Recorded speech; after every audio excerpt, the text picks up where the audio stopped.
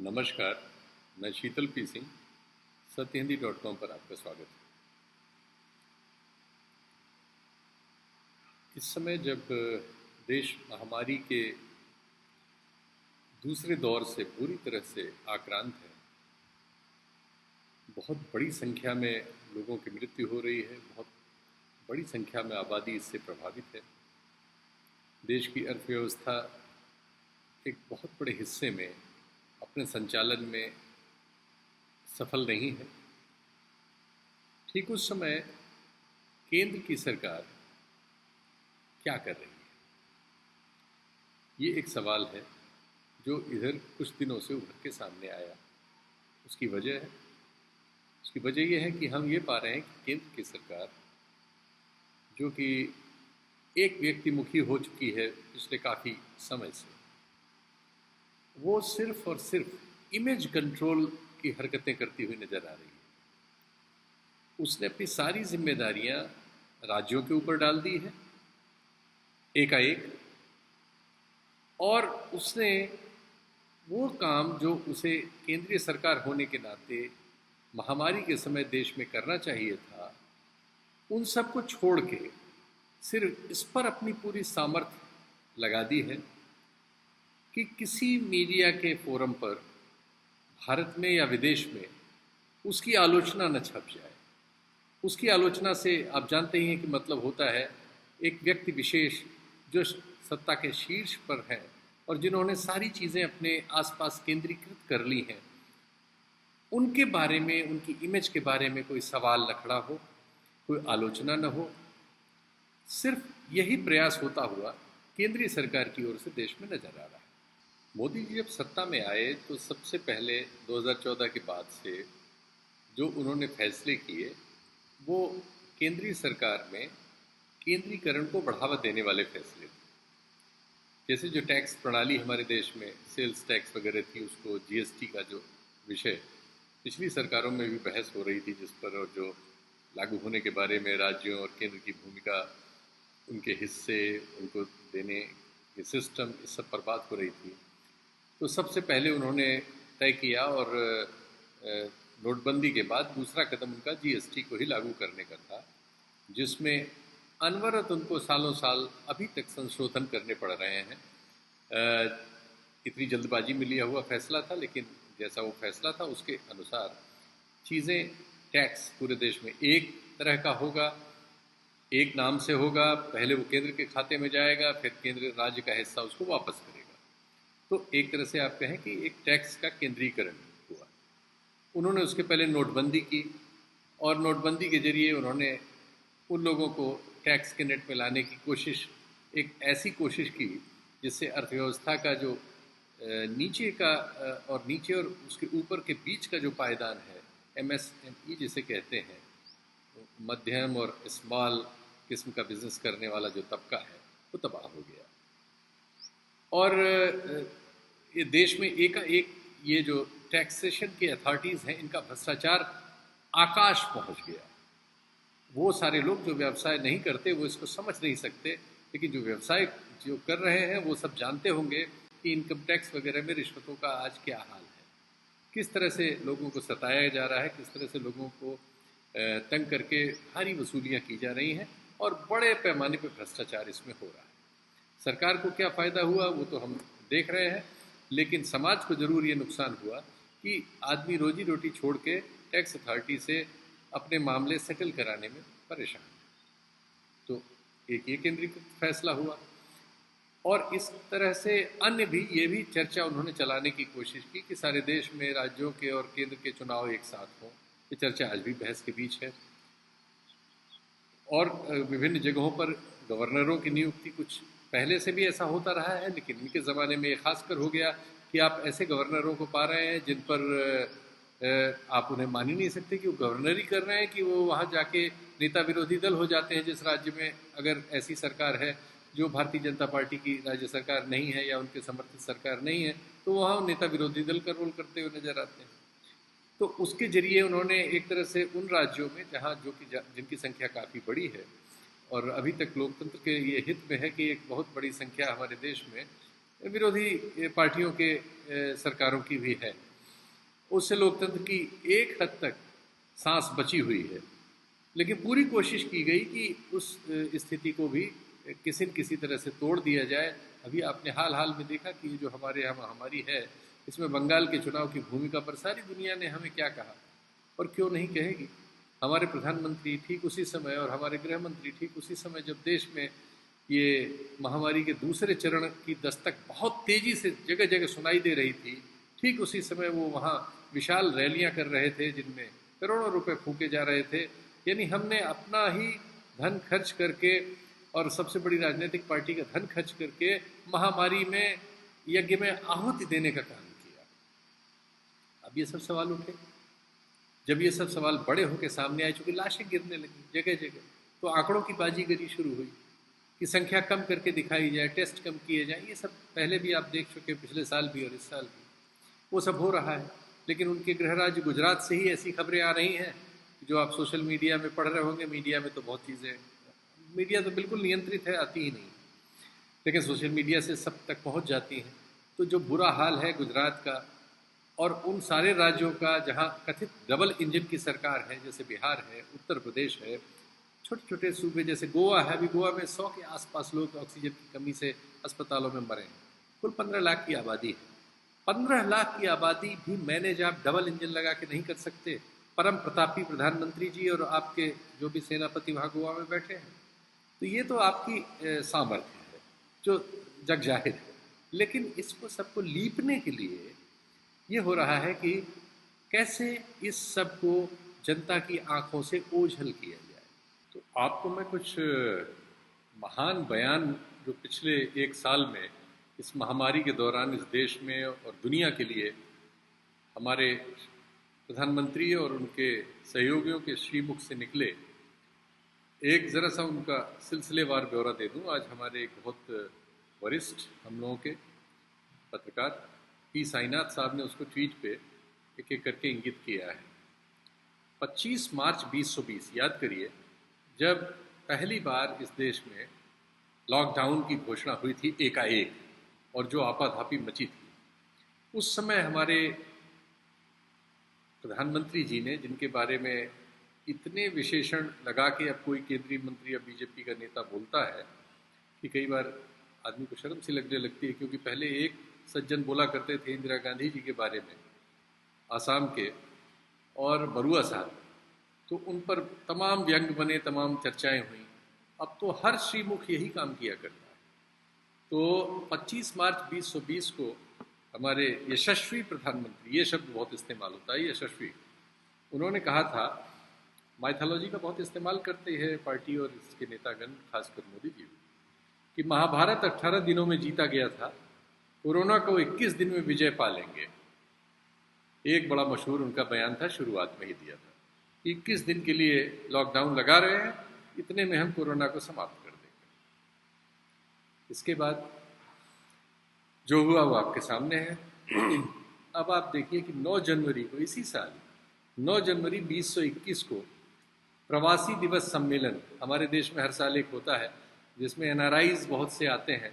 बहुत ज़्यादा तो उसमें वो होते हैं जो बीजेपी के लिए कार्यकर्ता गण की तरह से होते हैं। वही लोगों को अपना सरकार के खर्चे पे आ जाते हैं, सरकारी होटलों में रुकाए जाते हैं, और उनके बीच प्रधानमंत्री का एक भाषण होता है, तालियां बजती हैं, अपने घर चले जाते हैं। वो पिछले 6-7 साल से यहाँ आ रहे हैं, उसके पहले 10 साल से गुजरात आ रहे थे। देश जहाँ है वहीं है, और जिस गति से बढ़ सकता है बढ़ रहा है। खैर, तो उस प्रवासी दिवस सम्मेलन में प्रधानमंत्री जी गरजे, Bharat 2 made in India vaccine के जरिए मानवता की रक्षा के लिए तैयार है। ये वो वक्त था जब विश्व से नीचे प्रधानमंत्री बात नहीं कर रहे थे। भारत के जरिए, चूंकि हमारे यहाँ वैक्सीन बनाने की एक बहुत बड़ी फैक्ट्री है, चूंकि हमारे यहाँ वैक्सीन लगवाने वाली बहुत बड़ी आबादी है, इसलिए वो बहुत बड़ी फैक्ट्री है। वो कोई गुण नहीं है, मजबूरी है। तो लेकिन उसको भी प्रशंसा में ले लिया, और 2 वैक्सीन बना के भारत सारी दुनिया की मानवता की रक्षा कर रहा है, ये उसमें ऐलान किया गया सर। उसके तुरंत बाद और देखिए, वो बहुत बड़ा प्लेटफॉर्म था। 28 जनवरी 2021 को डावोस, दुनिया भर के बड़े और प्रमुख देशों के, जिनकी या तो आबादी हमारी तरह बड़ी है या जिनकी अर्थव्यवस्था बड़ी है, वो डावोस में हर साल एक आर्थिक सम्मेलन होता है। आप भी देखते होंगे आपके अंग्रेजी चैनलों में और हिंदी चैनलों में भी बहुत सी जगहों पे उसका कवरेज आता है। बर्फ़ में पत्रकार बढ़िया कपड़े उपड़े पहने हुए माइक लिए हुए और वहाँ कोई नेता भी बर्फ़ में खड़ा हुआ और उससे बातचीत करते हुए, तो वहाँ संबोधित करते हुए हमारे प्रधानमंत्री जी ने क्या शेखी बघारी। उन्होंने कहा कि भारत ने विश्व के तमाम लोगों की जान बचाई और हमने कोरोना को हरा दिया और हमने सारी मानव जाति को एक बड़ी त्रासदी से बचा लिया। जनवरी में प्रधानमंत्री जी इतने गुमान में थे। हमारे यहाँ अक्टूबर 2020 में ये सूचना आ गई थी कि सेकेंड वेव आएगी और क्या क्या नुकसान करेगी। हमारे जो वैज्ञानिक हैं उन तक ये बात थी और ये बात उन्होंने शीर्ष तक पहुंचाने की कोशिश की। सरकार को ये बात पता चल गई थी, स्वास्थ्य मंत्रालय को पता थी, जो कथित हाई पावर्ड कमेटी है उसको पता थी। अब ये नहीं मालूम कि प्रधानमंत्री जी ने इस कथित हाई पावर्ड कमेटी को कभी अपने मन की बात सुनाने के अलावा उनके मन की बात सुनने की कोशिश कभी की या नहीं की, ये रहस्य है। लेकिन आप देख ही रहे हैं कि अक्टूबर 2020 में जो सूचना थी, उसके बाद जनवरी में हमारे प्रधानमंत्री जी के भाषण दावोस में और प्रवासी भारतीय सम्मेलन में क्या और कह रहे हैं और क्या शेखी बगा रहे हैं, जबकि दुनिया उससे सचेत हो रही है। और आप बहुत हाल में देखिए 7 अप्रैल 2021 को हमारे वर्तमान यही स्वास्थ्य मंत्री जो आजकल अजीबोगरीब बयान दे रहे हैं, इन्होंने क्या कहा था?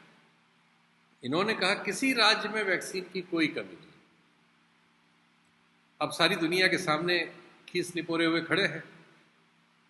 6 से 8 हफ्ते किया पहले 28 दिन को वैक्सीन को, अब उसे 12 से 16 हफ्ते कर दिया।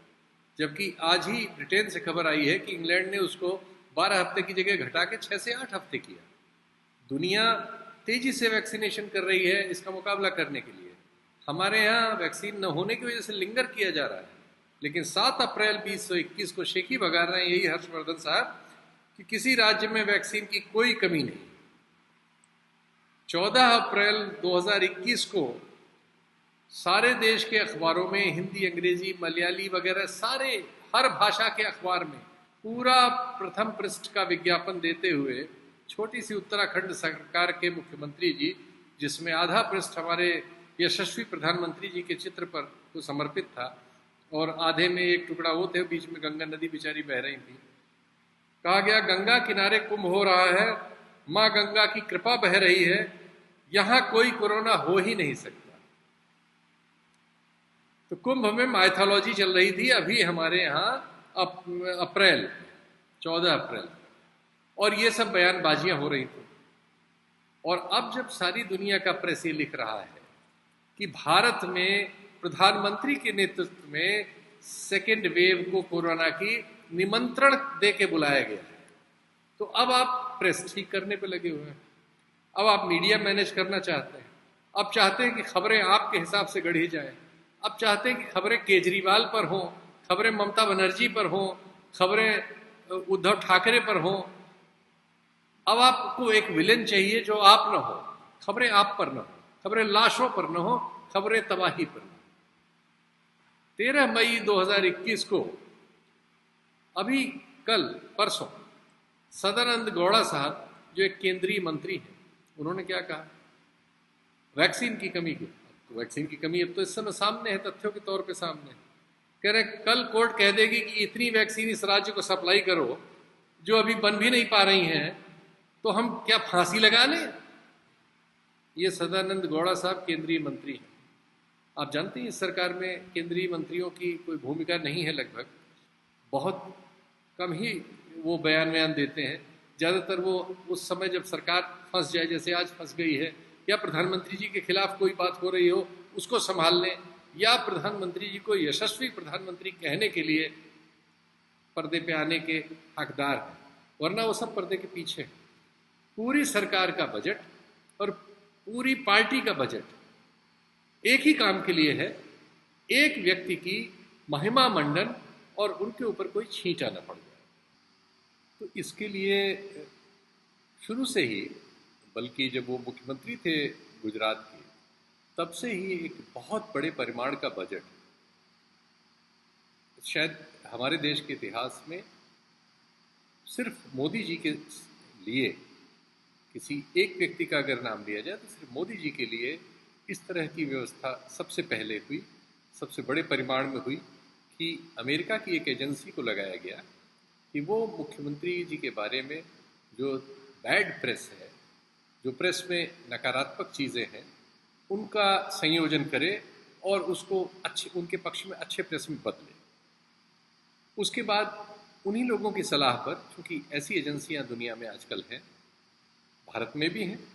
भारत में आप इनको जानते ही हैं, प्रशांत किशोर जी को। उन्होंने अभी ममता बनर्जी को सलाह दी 1 साल, काफ़ी बड़े बजट में, और उसका नतीजा भी आप कह सकते हैं कि आया। उसके पहले वो मोदी जी को भी सलाह दे चुके थे, 14 से पहले उनके साथ थे। कई और राज्यों में देते रहते हैं, कई जगह वो सफल हुए, कई जगह नहीं हुए, लेकिन इस सलाह का मतलब होता है और इसमें बहुत बड़ी कीमत होती है। तो ये एक कीमत दी गई इसका, चूँकि भारत से उसका कोई भुगतान नहीं हुआ, उसको बाहर से ही बाहर किसी तरह से भुगतान हुआ है। और उस एजेंसी ने, जब ये मुख्यमंत्री थे तब से काम करना शुरू किया और मोदी जी के पक्ष में मीडिया में वातावरण खरीदना शुरू किया, जिसे कहा जाता है। और एक प्लान करके लगातार ऐसी खबरें उसमें डाली गई जिनसे उनकी छवि उभरे। ये सब आजकल किया जाता है और ये जितने बड़े पैमाने पे, जितना, वही कहा जाता है कि जितना आप गुड़ डालेंगे उतना मीठा होगा। तो इनके लिए गुड़ डालने वाले जुटे, वो खुद ही जुटे, वो जुटते हैं, उनका एक काम है। और 2-3 बड़े उद्योगपतियों ने ये जिम्मा लिया जो गुजरात बेस्ड थे, और उन्होंने इसमें सफलता भी पाई। आजकल सोशल मीडिया में और मीडिया में भी इस बात की बहुत चर्चा की जा रही है कि केजरीवाल साहब अपने प्रचार पे कितना खर्च करते हैं। बीजेपी के बहुत प्रमुख प्रवक्ता संबित पात्रा ने एक दिन एक चैनल पे चार्ट पूरा लहराया, करीब 800 करोड़ का हिसाब दिया कि जो 7 सालों में केजरीवाल सरकार ने खर्च किया। उसमें आखिरी आंकड़े को, जो करीब 350 करोड़ का था, चैलेंज कर दिया आपके कार्यकर्ताओं ने कि वो झूठा है, गलत है, लेकिन बाकी को स्वीकार किया। तो यानी जो करीब 6 साल में 600 करोड़ के खर्च का करीब हिसाब किताब केजरीवाल की राज्य सरकार पर है, ऐसा बीजेपी के प्रवक्ता ने कहा। उसके बाद उनके बहुत सारे सोशल मीडिया कैंप ने इस बात को उठाया और इसकी बहुत ज़्यादा चर्चा है कि केजरीवाल अपने प्रचार प्रसार पर बहुत खर्च करते हैं।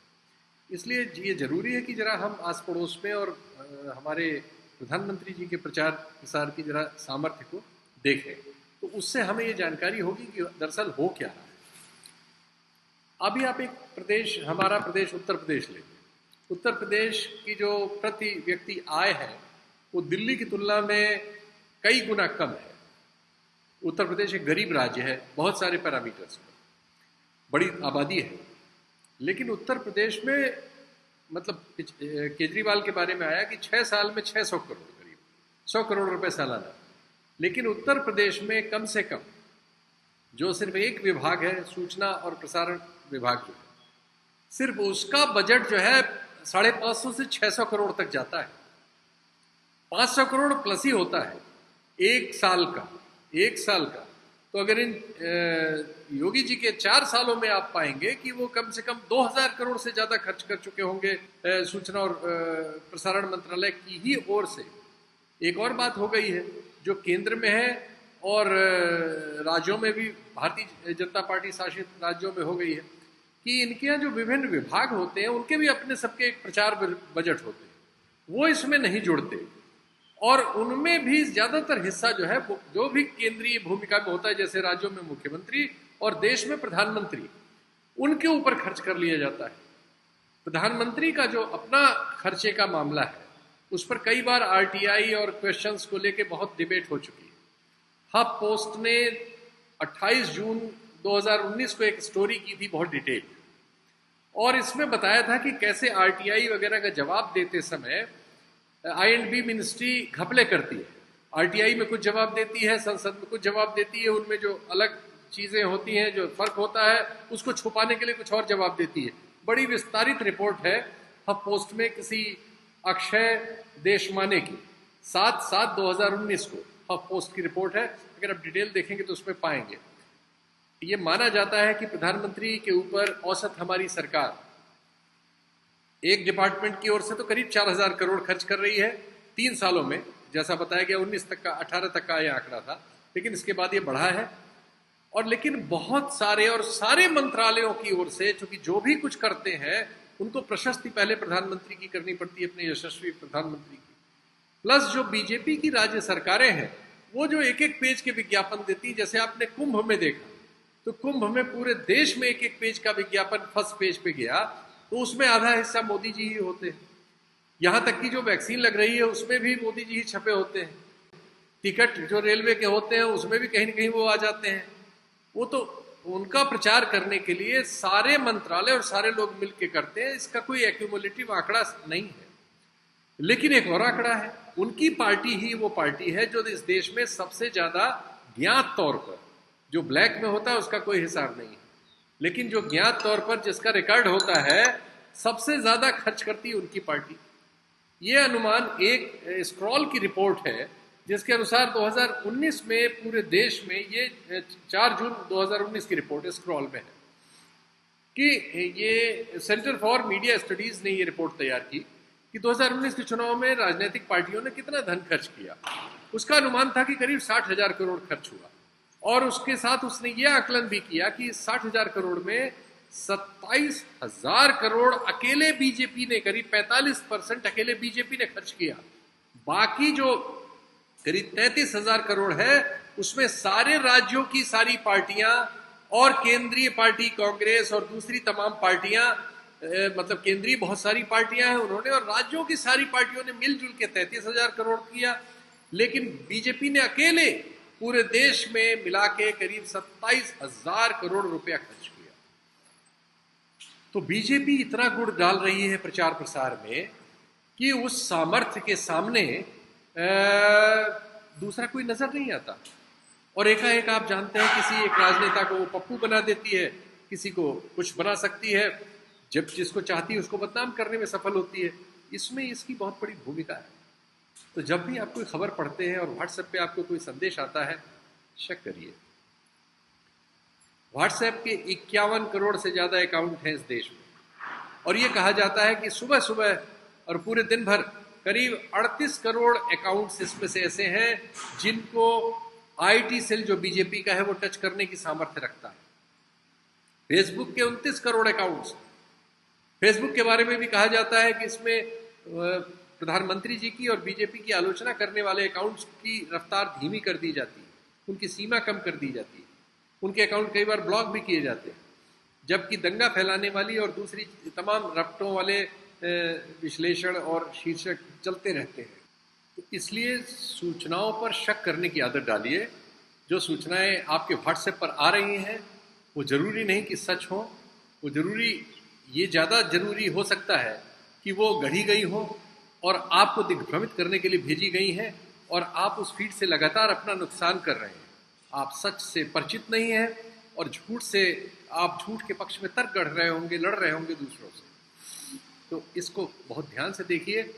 आने वाले दिन बहुत ही कठोर हैं, बहुत मुकाबले वाले हैं, और उस समय सूचना के इस प्रचार प्रसार को इस नज़र से देखना एक नज़रिया हो सकता है। ये मैं आपसे कहना चाहता हूँ। फिर हाजिर होऊंगा। नमस्कार, धन्यवाद। सत्य हिंदी का ऐप डाउनलोड करें गूगल प्ले स्टोर पर।